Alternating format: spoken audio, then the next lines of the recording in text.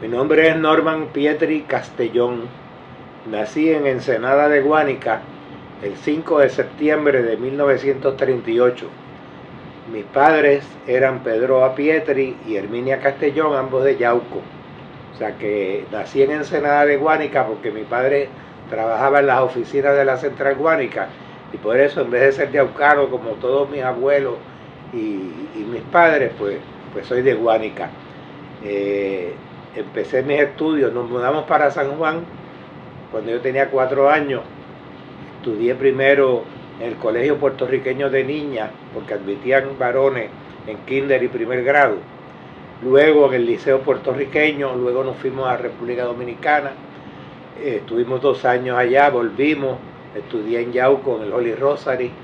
Después estudié en la Academia San Jorge de Santurce, después en la Escuela Superior Central, la Central, del 1952 al 55, y en el año 55 entré a la Universidad de Puerto Rico. La FUPI se fundó en el 1956. Desde la huelga universitaria de 1948 apenas había organizaciones estudiantiles, estaban prohibidas debido a la represión de entonces. Acababa de transcurrir la Revolución Nacionalista de 1950. El PIB ya era un partido, había ido a las elecciones del 48 y del 52 con cierto éxito. En el 56 Estados Unidos era el dueño del mundo. Todavía no había revolución cubana. O sea que cuando entramos a la Universidad de Puerto Rico, bajo el dominio de la Universidad de Jaime Benítez como rector desde hacía muchos años, pues no había legalidad democrática. Lo que había era un estado de excepción en que los estudiantes solamente podían pertenecer a fraternidades y sororidades y elegir la reina de la facultad o la reina de la universidad. O sea, actividades frívolas completamente. No se permitía la política porque Jaime Benítez planteaba que era una casa de estudios y en la casa de estudios no se podía hablar nada más que estudios, salvo también se hablaba de musiquitas y de fraternidades y de racismo como había en ese tiempo, pero de independencia de Puerto Rico no se podía hablar.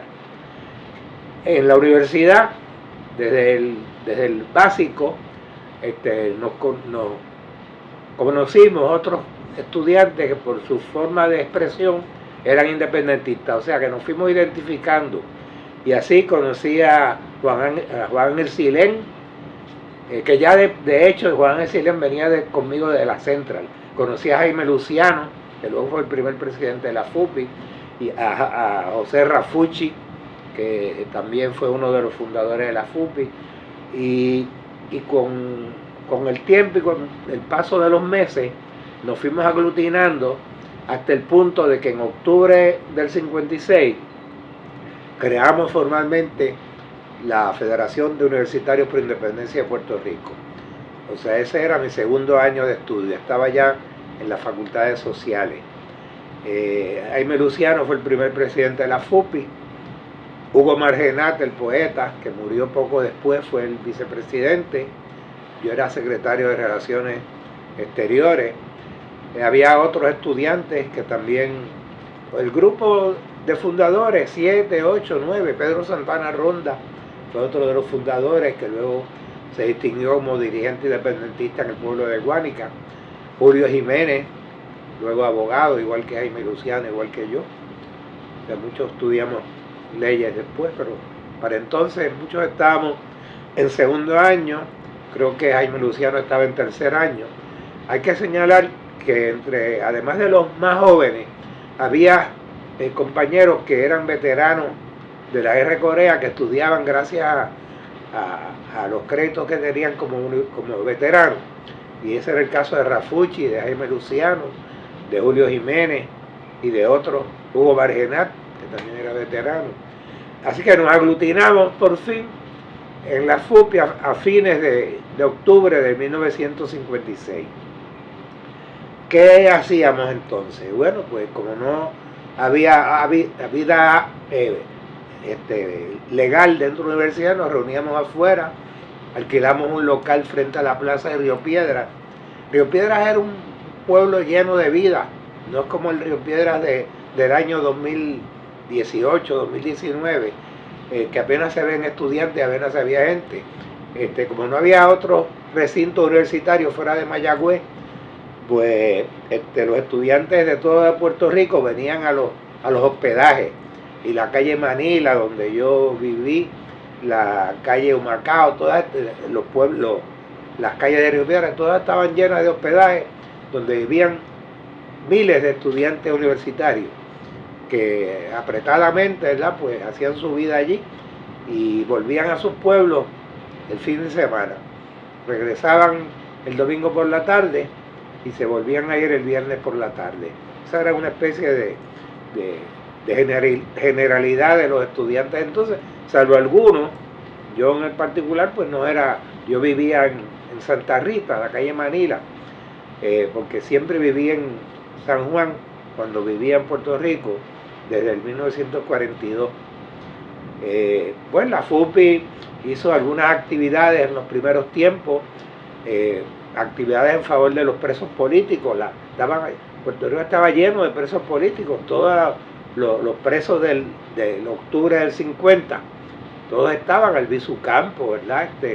Todos los nacionalistas, decenas y decenas de nacionalistas, seguían presos para el 1956. Y plantear la liberación de los presos políticos era una actividad importantísima. Y tenía pues mucha trascendencia. La FUPI, desde que se fundó, se hizo independiente de cualquier organización independentista. No éramos ni filial del PIB, aunque había gente del PIB. No, el MPI no existía, no puedo decir que había gente del MPI, porque el MPI se creó en el 59. Pero había nacionalistas, había uno que otro compañero de tendencia del Partido Comunista, pero era una organización propia. Nadie venía a decirle a la FUPI qué hacer. Nosotros auspiciábamos conferencias en el local y así trajimos a hablarnos a Juan Antonio Correger, a Gilberto Concepción de Gracia, a Juan Maribraz, a Lorenzo Piñeiro Rivera. Y en ese tiempo debo señalar que la influencia mayor en nosotros fue la de Juan Antonio Correger. Íbamos a la casa de Correger, buscábamos orientación, o sea que aunque tampoco éramos un apéndice de ningún grupo, de ninguna personalidad, sí teníamos una marcada influencia de Juan Antonio Correger. Planteamos en la universidad la recreación de los consejos de estudiantes, lo que logramos más o menos para el año 59 al 60, logramos que volviera a haber consejos de estudiantes en ciencias sociales, en humanidades, o sea, en algunas de las facultades. Así transcurrieron los primeros 2 años. Yo fui electo presidente de la FUPI en octubre del 58 y coincidí con el triunfo de la Revolución Cubana el 1 de enero del 59. Eso abrió para la FUPI, para la lucha de independencia, nuevos horizontes. Recuerdo que estuve en Cuba con Félix del Castillo, que era el tesorero de la FUPI, en julio del 59, o sea, acababa de estrenar la Revolución Cubana. Nosotros estuvimos 3 semanas en Cuba, nutriéndonos, ¿verdad?, de aquel entusiasmo que había. Hay que señalar que el 11 de enero del 59 se creó el Movimiento por Independencia, o sea, tan pronto triunfó la Revolución Cubana, se creó el Movimiento por Independencia, integrado y dirigido por disidentes del PIB, que se salían del PIB, por estudiantes que no éramos de uno ni de otro, y por veteranos nacionalistas y comunistas. Esos 3 grupos crearon el Movimiento por Independencia, y la FUPI desde entonces tuvo una marcada presencia en el Movimiento por Independencia de Puerto Rico particularmente, pero también en Acción Patriótica Unitaria y en otras organizaciones independentistas, incluyendo también, por supuesto, el Partido Independentista Puertorriqueño. Así que ese primer viaje nuestro a La Habana en el 59, en julio, nos abrió otras puertas, porque allí nos enteramos de que se iba a celebrar en Caracas el 3er Congreso Latinoamericano de Estudiantes, Y allí fuimos una delegación integrada por Iván Rivera, que era el vicepresidente, por Livia Paniagua, que era, creo que, tesorero, secretaria, y por mí. Estuvimos en el tercer Congreso Latinoamericano de Estudiantes en Caracas, que fue en julio de 1959. Esa experiencia también nos valió para conocer los dirigentes de los partidos revolucionarios de Venezuela de aquel entonces, particularmente la Juventud de Acción Democrática y Unión Republicana Democrática y el Partido Comunista de Venezuela. Allí conocimos dirigentes como Américo Martín, que luego fue fundador del MIR y que estuvo luego en la guerrilla del MIR para el 1967. También conocimos a Teodoro Petkov, que era comunista, pero después creó el MAS, Movimiento al Socialismo. Teodoro Petkov murió recientemente y Américo Martín está vivo. Ambos eran antichavistas.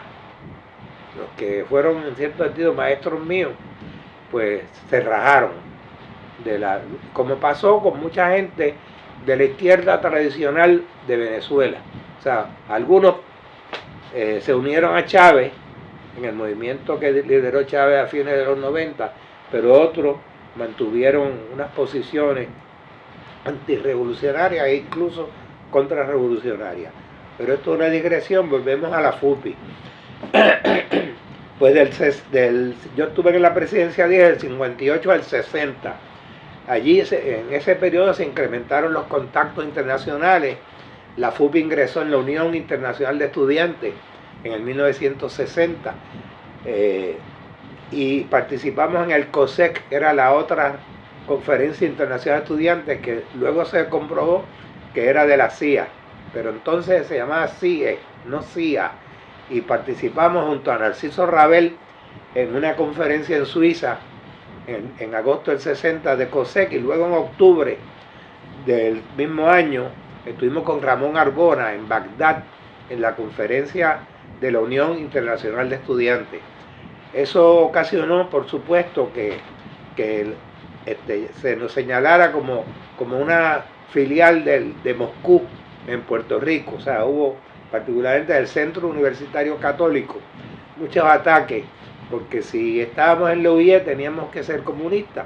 Y una vez Narciso Rabel, que era el delegado en la UIE en Praga, salió una foto al lado de Nikita Khrushchev, y eso pues probaba que la FUPI era comunista. O sea que ese tipo de asociaciones fotográficas que nosotros todo el tiempo estuvimos combatiendo, porque la posición de la FUPI era una posición independentista de liberación nacional, o sea que no era una organización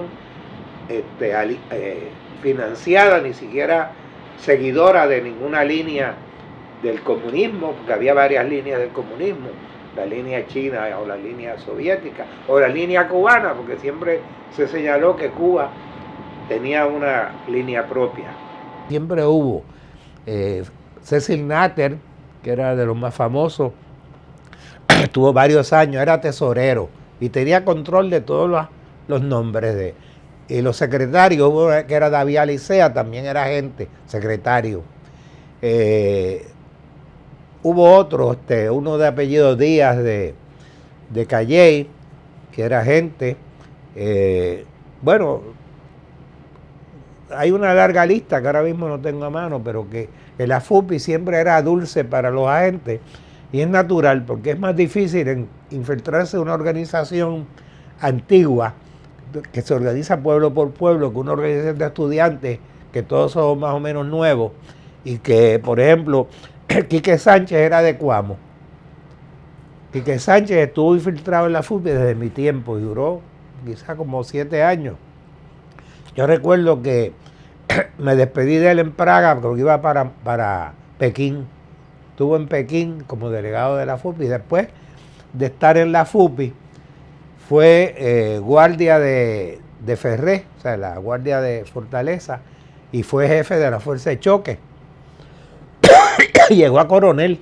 O sea, que la FUPI preparó, fue una especie de academia de la policía de ese tiempo. O sea, que muchos de de los famosos espías y coroneles futuros, o algunos eran provenientes de la FUPI, siempre hubo interés de la policía en la FUPI, por eso están las carpetas. Yo tengo mis carpetas, probablemente hay más de 1000 páginas de la FUPI, que son las carpetas de los agentes infiltrados, que como eran secretarios, pues tomaban notas, y están llenas de una versión, aunque distorsionada, pero es una versión de las reuniones de la FUPI, desde la fundación hasta no sé qué año. Por ejemplo, en la época en que yo estuve en la FUPI, hay carpetas de prácticamente todas las reuniones. Bueno, Cecil Natter era también informante del FBI, y las carpetas, tú sabes que eran revisadas por los agentes del FBI, que incluso firmaban en una hoja los nombres y la fecha en que la inspeccionaron. O sea que, además, yo recuerdo una vez piqueteamos al FBI por la vigilancia, porque entendíamos que la vigilancia era no solo de seguridad interna, que era como se llamaba la división de inteligencia, sino del FBI. Así que la FUPI siempre estuvo intervenida por la policía. Y recuerda que los agentes se distinguen en dos funciones: la de espiar meramente para saber de qué se está hablando y cuáles son los planes, y otra es de agentes provocadores. También hay agentes provocadores, los que muchas veces son los más revolucionarios, los que dicen vamos a pegarle fuego a la Toja ahora mismo con Jaime Benítez adentro, para ver la reacción de los demás. O sea que ese tipo de agentes siempre los ha habido en todas las organizaciones, particularmente en las de como la Acción Patriótica, Unitaria, el MPI, tuvo siempre agentes de los provocadores, quiero decir, más que en la FUPI. El Partido Comunista, el Partido Nacionalista. Había un Salvador González, que ese era el nacionalista más come fuego y era un agente. Y siempre parecía como el más radical y el que más albizubista era en sus tiempos. Así que la FUPI en ese tiempo pues concitó muchos odios. Por ejemplo, el periódico El Mundo perseguía a la FUPI. En el año 61, cuando la invasión a Cuba, la FUPI sacó una manifestación de apoyo a Cuba cuando Playa Girón, y eso desató grupos, o sea, que surgieran grupos anticomunistas en la universidad. Recuerdo que uno de los más prominentes líderes era Misla Aldarondo, que después estuvo preso por pillo. Otro de los líderes anti-FUPI era Freddy Valentín, otro era Granados Navedo. O sea, que los elementos que luego se identificaron en el PNP como los más activos en la lucha terrorista, pues empezaron a combatir la FUPI en los años de universidad. Y bueno, la FUPI desde su primer año publicó el periódico Patria, creo que salieron 8 o 10 ejemplares, y luego años después volvió a salir esa publicación llamada Patria. Pero en los tiempos míos empezamos la publicación de un boletín que se llama Información Estudiantil, tengo por ahí, que se publicó durante años. Conferencias de prensa de vez en cuando de la FUPI, biquetes informativos. O sea que la FUPI se movía en los comunicados de prensa, pues se publicaban de vez en cuando en los periódicos. Conmemoramos las fechas del natalicio de Diego, la masacre de Ponce, el natalicio de Betances en Cabo Rojo. La primera vez que hubo una manifestación masiva en Lares, después de las de Albizu, fue en el 58, después de la FUPI. O sea, la FUPI en el 58, sí. En el 23 de septiembre del 58, hizo la primera manifestación masiva, ¿verdad? Que hubo por lo menos decenas de gente que fueron de distintos pueblos a Lares. Y luego pues ayudamos conjuntamente con el MPI, con otras organizaciones, a que la actividad de Lares creciera hasta el punto de que en el centenario de Lares hubo una gran concentración independentista en Lares. O sea que siempre estábamos atentos a las fechas patrióticas a las fechas de los estudiantes, a conmemorar el 14 de abril, que había sido la huelga universitaria de 1948. Integramos, que eso es muy importante, desde su primera directiva integramos compañeras féminas. O sea que la FUPI siempre tuvo en la directiva mujeres, 5, 6, 7 de 21. Era raro entonces la participación de las mujeres. Ahora pues en muchas actividades hay más mujeres que hombres, pero entonces no, entonces la participación de las mujeres era sumamente limitada, por distintas razones que todo el mundo más o menos conoce, y son tiempos nuevos. Pero la FUPI pues se creó un espacio en la lucha estudiantil y en la lucha patriótica. O sea, en la lucha estudiantil ayudó a crear, o sea, patrocinó la creación de consejos de estudiantes. Luego surgieron. El Consejo General de Estudiantes volvió a existir en la universidad.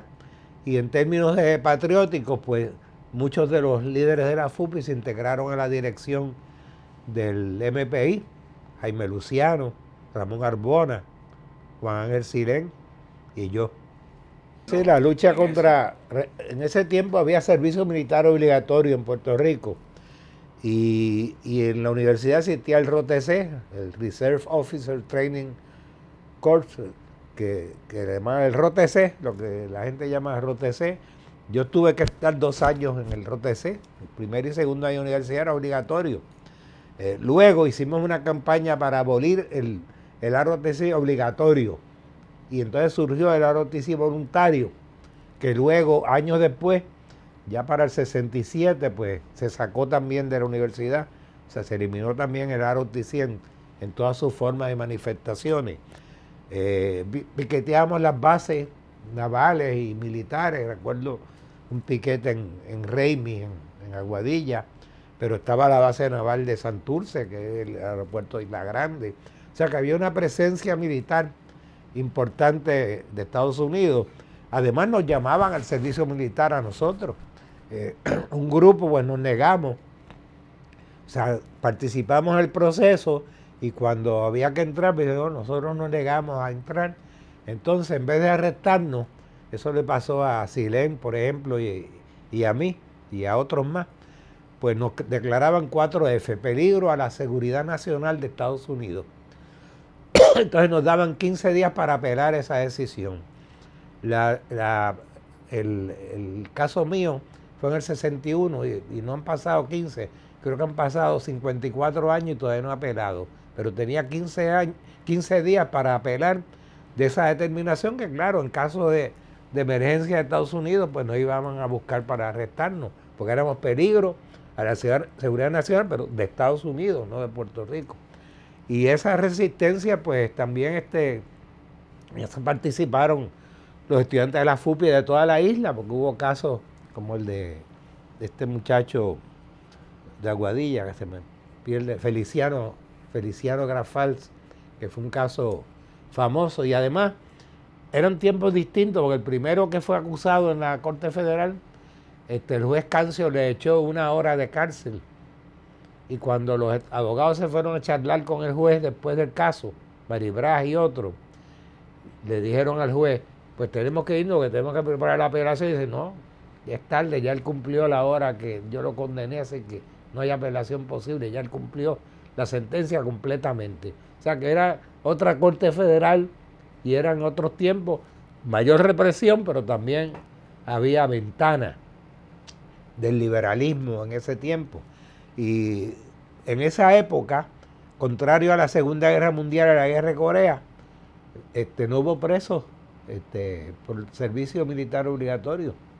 Hubo casos, pero no hubo nadie que fuera condenado al servicio, a la cárcel por negarse al servicio militar obligatorio.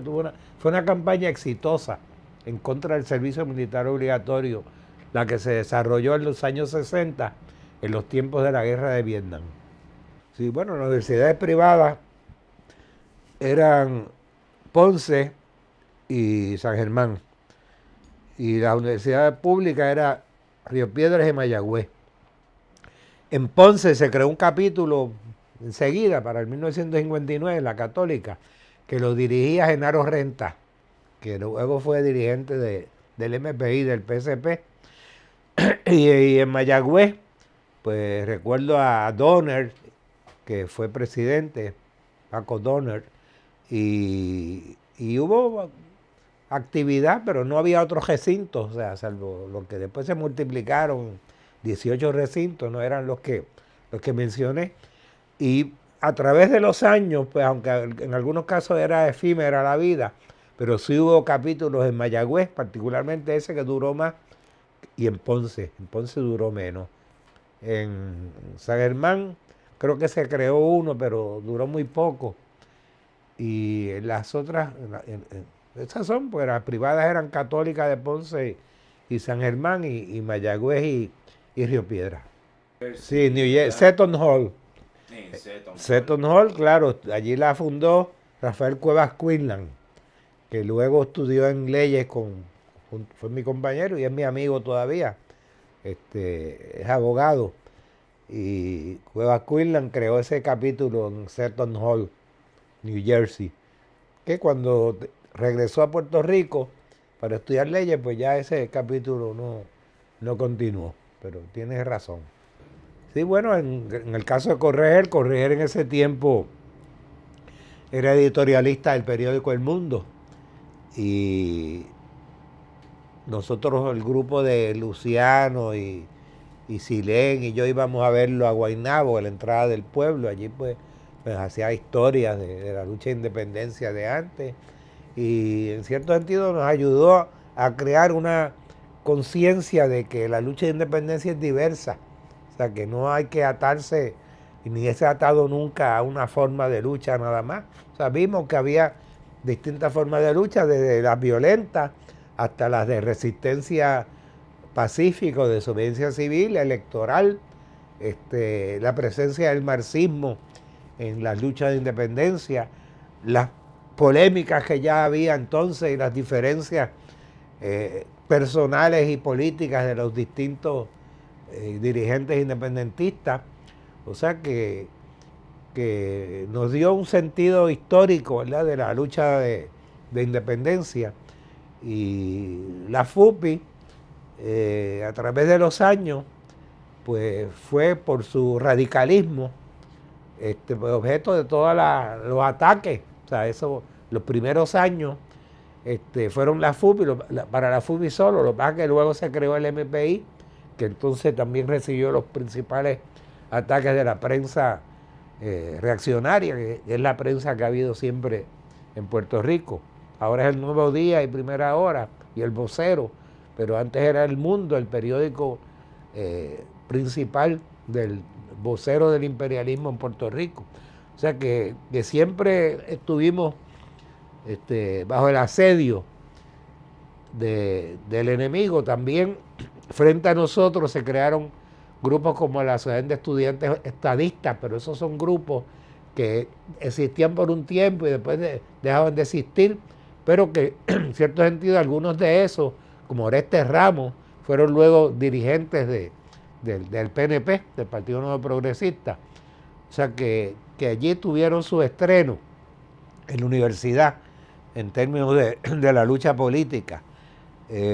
Bueno, a través del tiempo, la FUPI, y yo nada más me he referido a los primeros años, no he querido entrar a la época ya de cuando viene la situación de Antonia Martínez, que ya son en 1970, y posteriores, porque ya yo no estaba en la universidad. Yo participé en alguna forma desde afuera y como abogado a veces en muchas de las actividades. Recuerdo que fui abogado de Humberto Pagán, que fue acusado cuando la Fuerza de Choque la dirigía Virino Mercado.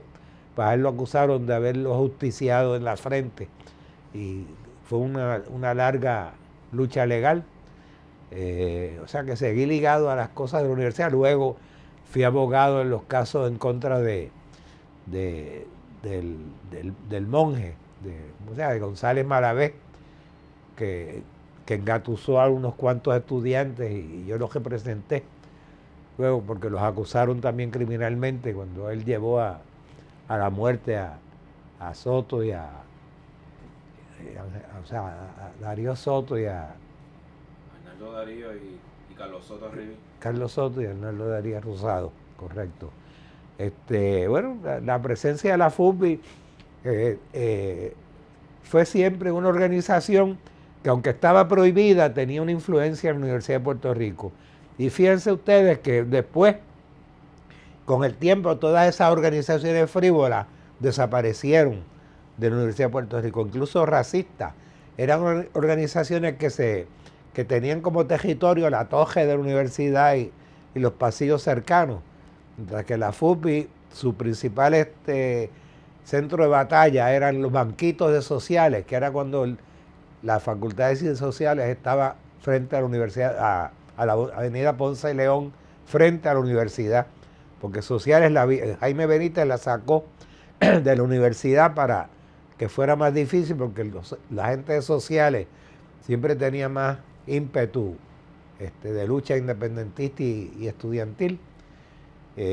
Bueno, a través de los años, pues, la FUPI fue un factor en la lucha de independencia que todos conocemos. Sí, de la fundación hubo mucha participación, digo, no mucha, alguna participación de las mujeres, integraban la directiva. Eunice Flores, la hija de Loida Figueroa, la profesora, era de la directiva. Susana Matos Freire, la hija de Matos Paoli, Mareb del Rosario,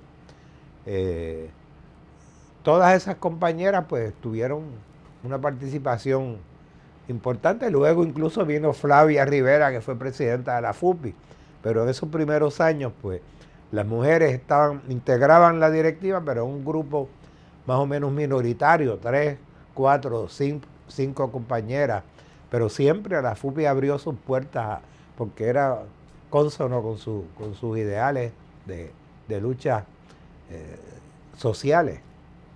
Esa FENEP vino como a fines de los 60. Quizás había habido antes por unos meses, pero esas organizaciones nunca cuajaron.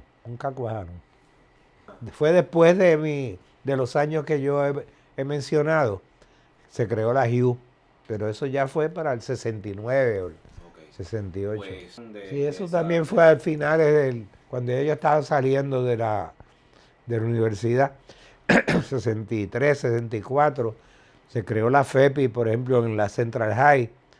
Recuerdo que Alberto Pérez empezó su militancia independentista en la Central High, en la FEPI. José Antonio Quiles, que también empezó en la Einstein, en Barrio Obrero. Sí, eso fue un proyecto organizativo, pero ya es después de yo haber estado en la dirección. Sí, después hubo muchos viajes, no solamente los de yo, sino otros compañeros. Sí, exacto. Hubo mucha integración en la Unión Internacional de Estudiantes. Rabel quedó de delegado de la FUPI en la Unión Internacional de Estudiantes. También participó en muchos eventos de carácter internacional. Pedro Baigé estuvo en Brasil, estuvo allí con Ricardo Alarcón en una conferencia ya para el 1960.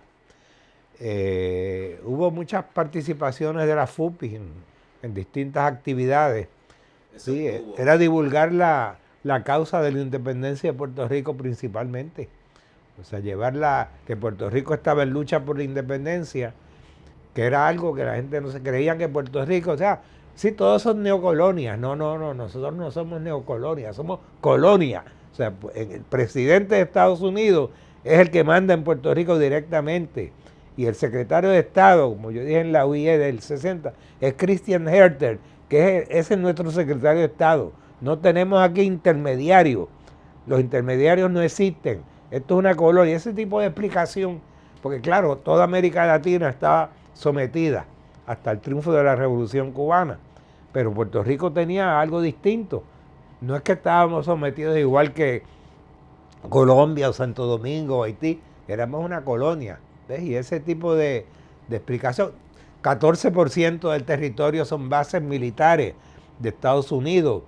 Cuando triunfó la Revolución Cubana nos convertimos en la anticuba para la represión de América Latina a través de de los proyectos pseudoeducativos y cuerpos de la paz y todo eso que inventaron en Estados Unidos, Puerto Rico siempre fue el centro, no solo de la represión a nivel militar, donde todos los programas se traía el llamado punto cuarto, que venían estudiantes bolivianos y chilenos a Puerto Rico. ¿Y para qué los traían? Pues para el adoctrinamiento imperialista. O sea, Puerto Rico era, el futuro de América Latina estaba allá en Puerto Rico. Si no triunfaba la revolución en cierta medida, el resto iban a ser recolonizados por Estados Unidos. Ese tipo de planteamiento, la libertad de los presos políticos, que siempre insistimos, libertad de Albizu Campos y de los demás, luego la libertad de los presos políticos en Estados Unidos, o sea, que estaban desde el 50, ¿verdad? Desde Oscar Collazo, que estaba preso desde el 50, y luego los del ataque al Congreso. O sea, todo eso, o sea, divulgar que Puerto Rico era una nación sujeta al coloniaje directo de Estados Unidos. Ese fue, además, enterarnos de lo que pasaba en el resto del mundo. La FUPI desde el principio, desde el 58, yo recuerdo, hicimos un acto celebrando la caída del dictador Pérez Jiménez de Venezuela, y estuvimos en actos en contra de Trujillo, en el consulado dominicano. Nos arrestaron una vez en el consulado dominicano, o sea, una actividad frente al consulado dominicano. Participamos en muchas actividades, luego la lucha en Nicaragua, la lucha por la recuperación del canal de Panamá por los panameños. En todas esas actividades nosotros llevamos algún tipo de voz en Puerto Rico de que existían esas luchas que también hacían que América Latina estuviera en contra del imperialismo. Bueno, yo quizás desperté al independentismo cuando tenía 8 años y nos mudamos a la República Dominicana y vi algo distinto. O sea, que aquello era una república y Puerto Rico no lo era. Claro, estaba Trujillo, pero eso es otra cuestión. Yo recuerdo incluso que fui vecino del que luego fue jefe de la Revolución Dominicana, Camaño, Francis Camaño, que jugamos pelota allí al lado de mi casa. O sea, que esos son recuerdos de entonces. Pero la influencia quizás mayor fue en mi familia en Yauco. Yo estuve en las elecciones del 58, ya nos habíamos mudado para Yauco, estuve viviendo allí un mes, y mis tíos eran independentistas, o sea, que tenía 5 tíos, 2 de ellos eran veteranos, y esa influencia pues yo creo que fue principalísima en mi formación como independentista. Luego en la Escuela Superior Central conocí a otros compañeros, y ya pues me sentía independentista, sin una formación pero con sentimientos, hasta que seguí para adelante. Bueno, que crearon el MPI fue donde yo me refería a eso. Okay. Que las distintas tendencias que crearon el MPI fueron los pipiolos que se iban del PIB, los fupistas y los nacionalistas y comunistas que estaban regreteados por Puerto Rico. En la FUPI no había ese tipo de... Era todo el mundo más o menos socialista. Y claro, los que creíamos en la Revolución Cubana y todo eso, pues en cierto sentido, pues el que no creía, pues no entraba a la FUPI. O sea que más o menos nos aglutinamos los independentistas de izquierda que estábamos en la universidad. Pues si era muy come hostia, pues a lo mejor no veía que el Centro Católico nos atacaba. Salvo uno que fue presidente del Centro Católico, Universidad Católico, pero que era fupista, que se llamaba Pedro Valle Chapel, uno de los principales dirigentes independentistas de todos los tiempos.